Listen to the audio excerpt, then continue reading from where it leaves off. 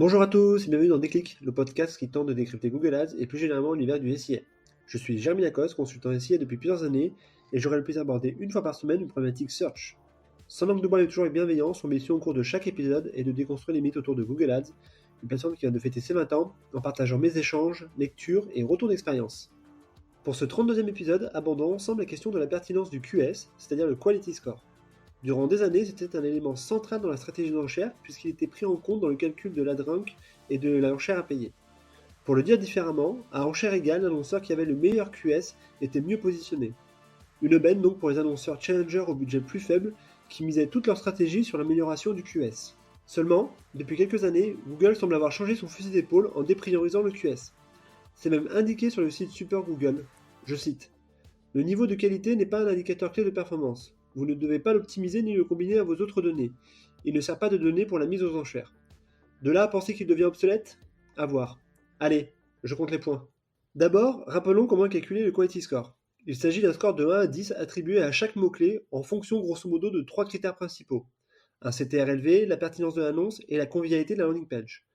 Point intéressant, vous pouvez aisément monitorer ce Quality Score grâce à la colonne Score de qualité historique qui vous donnera le QS sur la période de référence, mais également grâce aux colonnes CTR attendu, expérience page de destination et pertinence de l'annonce qui ne sont que l'agrégation des 3 critères du QS. Pour chacune de ces colonnes, vous aurez une mention type supérieure à la moyenne ou inférieure à la moyenne, mais la question est, cela vaut-il le coup de prendre en compte cette information? À mon sens, même si le QS n'est plus strictement intégré dans le calcul de l'enchère, cela reste un indicateur très pertinent de l'efficacité de votre contenu. Si je reprends les 3 critères. Le premier, un CTR élevé. C'est-à-dire avoir des annonces qui génèrent des clics, cela reste le b.a.-ba du métier. Si vous n'arrivez pas à générer des clics, soit vos annonces ne sont pas efficaces, soit les mots-clés choisis ne sont pas pertinents. Dans les deux cas, c'est plutôt un mauvais signal. Le deuxième critère, la pertinence de l'annonce. Il s'agit de l'adéquation entre l'intention de l'internaute et l'annonce. Grosso modo, est-ce que le terme de recherche est présent dans l'annonce? Si ce n'est pas le cas, il est nécessaire de splitter vos ad groupes afin d'avoir les annonces les plus personnalisées. Idem, n'hésitez pas à utiliser la balise keyword et de localisation pour dynamiser la génération de contenu. Et enfin, le troisième critère, la convivialité de la landing page. Cela indique dans quelle mesure la page de destination est pertinente. Cela comprend une multitude de critères comme le temps de chargement, le champ sémantique, la présence de CTA, le taux de rebond, l'approche responsive. Une landing page non optimisée et c'est autant d'argent jeté par les fenêtres. Je trouve d'ailleurs que bien souvent les consultants SIA ne se concentrent pas assez sur cette partie-là, alors même que cela permettrait de faire facilement baisser les CAC. En conséquence de quoi, même si le QS n'est plus intégré dans le calcul des enchères, il reste un super driver de business, puisque l'atteinte d'un 10 sur 10 est la garantie d'un contenu optimisé. Sur vos top mots-clés, je vous conseille donc de travailler pour atteindre un minima 8 sur 10. En creux, se pose la question, par quoi a été remplacé le QS dans le calcul de l'enchère?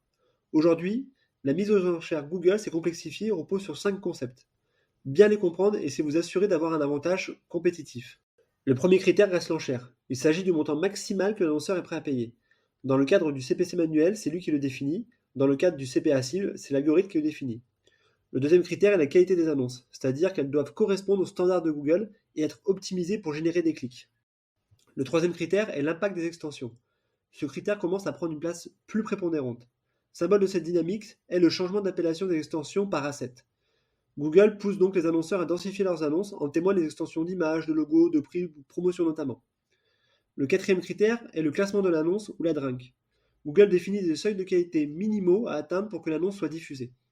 Et enfin, le dernier critère est le contexte de l'annonce. Le classement de l'annonce est donc lié ici aux termes de recherche, aux zones géographiques, aux appareils, au niveau de concurrence ou aux attributs associés à l'utilisateur.